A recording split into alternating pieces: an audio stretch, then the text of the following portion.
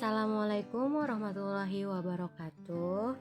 Hari ini kita kembali belajar seni budaya dengan tema yang pertama, yaitu berkarya seni rupa dua dimensi. Lanjut aja, kita mulai pembahasannya. Stay tune ya. Lanjut materi yang pertama, yaitu berkarya seni rupa dua dimensi. Istilah seni rupa seringkali kamu jumpai dalam bentuk tulisan maupun diperbincangkan secara lisan. Tahukah kamu apa sebenarnya seni rupa itu? Berbagai seni rupa di sekeliling kita memiliki banyak macam ragamnya. Walaupun demikian, karya seni rupa dapat digolongkan berdasarkan jenisnya dengan mengkategorikan kesamaan, karakteristik, karya yang satu dengan yang lainnya. Dapatkah kamu membedakan karakteristik dasar karya seni rupa satu dengan yang lainnya? Pada binatang misalnya, penggolongan dapat didasarkan pada jenis kelamin, ada jantan, ada betina. Pada tumbuhan, misalnya dapat dikategorikan berdasarkan fungsinya. Ada tumbuhan yang ditanam sebagai hiasan untuk memperindah taman, dan ada juga tumbuhan yang ditanam untuk dikonsumsi. Demikian juga dalam hal karya seni rupa. Secara sederhana, kamu dapat membedakan berdasarkan bentuk atau dimensi maupun fungsinya. Berdasarkan dimensinya, karya seni rupa dibagi dua, yaitu karya seni rupa dua dimensi yang mempunyai dua ukuran dan karya seni rupa tiga dimensi yang mempunyai tiga ukuran atau memiliki ruang. Tahukah kamu ukuran yang dimaksud dalam karya seni rupa dua dan tiga dimensi? Berdasarkan fungsinya, karya seni rupa ada yang dibuat dengan pertimbangan utama untuk memenuhi fungsi praktis. Karya seni rupa semacam ini dikategorikan dalam jenis karya seni rupa terapan atau applied art. Pembuatan karya seni rupa terapan ini umumnya melalui proses perancangan atau desain. Pertimbangan aspek-aspek kerupaan dalam karya seni rupa terapan berfungsi untuk memperindah bentuk dan tampilan sebuah benda serta meningkatkan kenyamanan penggunaannya. Tahukah kamu benda-benda apa saja yang ada di sekitar kamu yang dikategorikan sebagai karya seni rupa terapan? Sebaliknya, ada karya seni rupa yang dibuat dengan tujuan untuk dinikmati keindahan dan keunikannya saja, tanpa mempertimbangkan fungsi praktisnya. Karya seni rupa dengan kategori ini disebut dengan karya seni rupa murni, yang umumnya digunakan sebagai elemen estetis untuk memperindah ruangan atau tempat tertentu. Materi selanjutnya yaitu unsur dan objek karya seni rupa.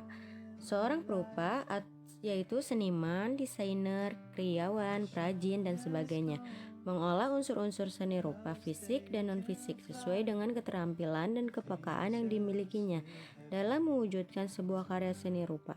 Dalam sebuah karya seni rupa, unsur fisik dapat secara langsung dilihat dan diraba, sedangkan unsur non-fisik adalah prinsip atau kaidah-kaidah umum yang digunakan untuk menempatkan unsur-unsur fisik dalam sebuah karya seni.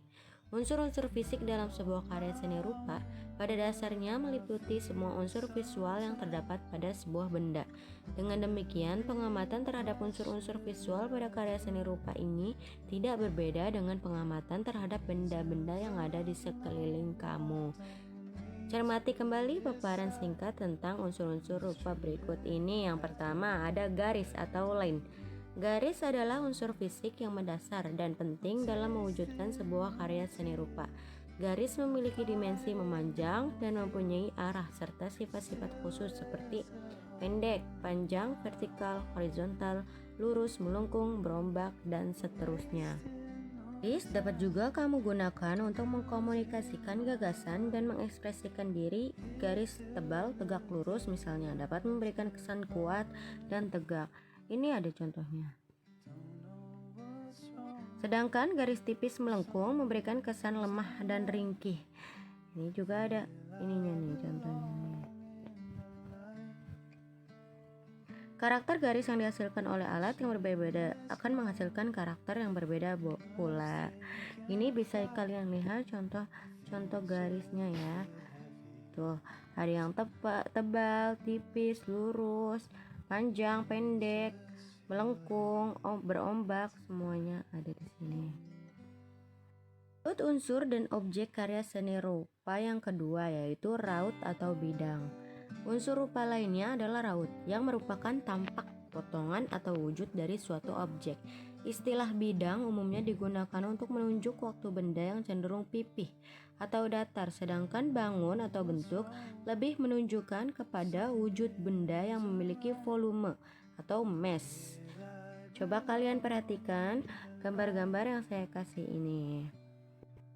Nah, yang di sini adalah bentuk bidang. Dan contoh yang ini adalah bentuk bangun karena dia memiliki volume. Nih, di sini itu volumenya nih. Ini volumenya. Lanjut, unsur dan objek karya seni rupa yang ketiga ada ruang. Unsur ruang dalam sebuah karya seni rupa dua dimensi menunjukkan kesan dan dimensi dari objek yang terdapat pada karya seni rupa tersebut. Pada karya dua dimensi, kesan ruang dapat dihadirkan dalam karya dengan pengolahan unsur-unsur kerupaan lainnya seperti perbedaan intensitas warna, terang, gelap, atau menggunakan teknik menggambar perspektif untuk menciptakan ruang semu atau khayal. Bisa kalian lihat contoh, ini adalah ruangan kamar. Di sini ada kesan terang, ada kesan gelapnya untuk memperindah pewarnaan kalian, intensitas warna kalian. Lanjut, yang keempat ada tekstur. Tekstur atau barik adalah unsur rupa yang menunjukkan kualitas taktil dari suatu permukaan atau penggambaran struktur permukaan suatu objek pada karya seni rupa. Berdasarkan wujudnya, tekstur dapat dibedakan atas tekstur asli dan tekstur buatan. Tekstur asli adalah perbedaan ketinggian permukaan objek yang nyata dan dapat diraba. Sedangkan tekstur buatan adalah kesan permukaan objek yang timbul pada suatu bidang karena pengolahan unsur garis, warna, ruang, terang gelap, dan sebagainya. Ini bisa kalian lihat contoh-contohnya. Unsur dan objek karya seni rupa yang kelima yaitu warna. Warna adalah unsur rupa yang paling menarik perhatian. Menurut teori warna Brewster, semua warna yang ada berasal dari 3 warna pokok primer, yaitu warna kuning, merah, dan biru. Dalam berkarya seni rupa terdapat beberapa teknik penggunaan warna, yaitu secara harmonis, heraldis, murni, monokromatik, dan polikromatik. Ini ada contoh dari pewarnaan monokromatik dan polikromatik. Bisa kalian bandingkan ya, yang polikromatik itu lebih ada warnanya, lebih berwarna, sedangkan yang monokromatik terkesan lebih gelap. Tuh ya. Selanjutnya yang keenam, gelap dan terang. Unsur gelap terang pada karya seni rupa timbul karena adanya perbedaan intensitas cahaya yang jatuh pada permukaan benda. Perbedaan ini menyebabkan munculnya tingkat nada warna atau value yang berbeda. Bagian yang terkena cahaya akan lebih terang dan bagian yang kurang atau terkena cahaya akan tampak lebih gelap. Ini contohnya ya. Ini permukaan yang terang, benda yang terang, dan ini benda yang gelap. Seri selanjutnya yaitu medium, bahan, dan teknik. Sebelum melakukan kegiatan berkarya seni rupa dua dimensi, sangat penting bagi kamu untuk memiliki pengetahuan dan pemahaman berbagai alat, bahan, dan teknik yang biasa digunakan dalam praktik berkarya seni. Usaha untuk mengenal karakter bahan, alat, dan teknik ini dengan baik hanya dapat kamu lakukan dengan kegiatan praktek secara langsung. Oke, yang pertama ada medium dan bahan karya seni rupa. Bahan berkarya seni rupa adalah material habis pakai yang digunakan untuk mewujudkan karya seni rupa tersebut. Sesuai dengan keragaman jenis karya seni rupa, bahan untuk berkarya seni rupa ini juga banyak macam dan ragamnya. Ada yang berfungsi sebagai bahan utama atau medium, dan ada pula sebagai bahan penunjang. Sebagai contoh, pada umumnya perupa membuat karya lukisan menggunakan kanvas dan cat sebagai bahan utamanya, serta kayu dan paku sebagai bahan penunjang. Kayu digunakan sebagai bahan bingkai atau span rem untuk menempatkan kanvas dan paku untuk mengaitkan kanvas pada permukaan kayu bingkai tersebut. Bahan untuk berkarya seni rupa dapat dikategorikan menjadi bahan alami dan bahan sintetis.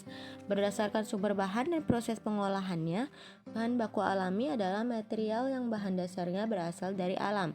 Bahan-bahan ini dapat digunakan secara langsung tanpa proses pengolahan secara kimiawi di pabrik atau industri terlebih dahulu. Adapun bahan baku olahan adalah bahan-bahan alam yang telah diolah melalui proses pabrikasi atau industri tertentu menjadi bahan baru yang memiliki sifat dan karakter khusus. Berdasarkan sifat materialnya, bahan berkarya seni rupa ini dapat juga dikategorikan ke dalam bahan keras dan bahan lunak, bahan cair dan bahan padat dan sebagainya. Yang kedua, ada alat berkarya dalam seni rupa, yaitu alat untuk berkarya seni rupa sangat banyak jenis dan ragamnya.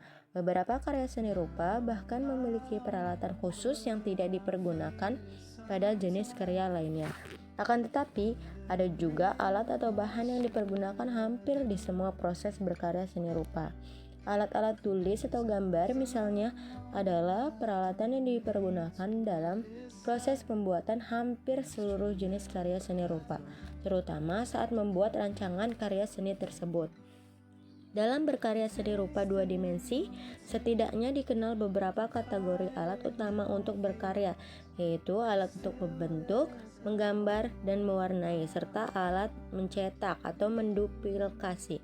Begitu juga bahan. Selain kategori alat utama tersebut, kita juga mengenal alat-alat bantu lainnya, yaitu alat-alat yang peruntukannya tidak secara khusus untuk kegiatan berkarya seni rupa, tetapi sangat diperlukan dalam kegiatan berkarya seni rupa seperti alat pemotong, yaitu pisau dan gunting, alat pengering, alat pengukur, dan sebagainya. Alat-alat ini bersifat penunjang untuk memudahkan atau melancarkan proses pembuatan karya. 3. Ada teknik berkarya seni rupa. Dalam membuat karya seni rupa murni atau terapan, dibutuhkan keterampilan teknis menggunakan alat dan mengolah bahan untuk mewujudkan objek pada bidang garap. Sebagai contoh, untuk mewujudkan sebuah objek dalam karya lukisan, seorang perupa atau seniman lukisan dituntut menguasai keterampilan teknis menggunakan alat atau kuas dan mengolah bahan cat pada kanvas medium. Seorang pematung dituntut menguasai keterampilan teknis menggunakan alat memahat dan mengolah bahan kayu untuk mewujudkan karya seni patung. Karya seni rupa ada juga yang dinamai berdasarkan teknik utama yang digunakan dalam pembuatannya. Seni kriya batik misalnya menunjukkan jenis karya seni rupa yang dibuat dengan teknik membatik. Begitu pula seni kriya anyam untuk menamai jenis karya seni rupa yang dibuat dengan teknik menganyam. Beragam jenis dan karakteristik bahan yang digunakan dalam berkarya seni rupa memerlukan beragam alat dan teknik untuk mengolahnya. Suatu teknik berkarya seni rupa mungkin saja secara khusus digunakan sebagai teknik utama dalam mewujudkan suatu jenis karya seni rupa, tetapi mungkin juga digunakan untuk mewujudkan jenis karya seni rupa lainnya. Oke, selesai sudah pembelajaran kita hari ini. Semoga apa yang saya sampaikan dapat diterima dan dipahami oleh kalian dengan baik. Mohon maaf bila saya ada salah kata atau salah dalam penjelasan kali ini. Terima kasih sudah menonton video ini dan sampai bertemu lagi di materi-materi selanjutnya. Assalamualaikum warahmatullahi wabarakatuh.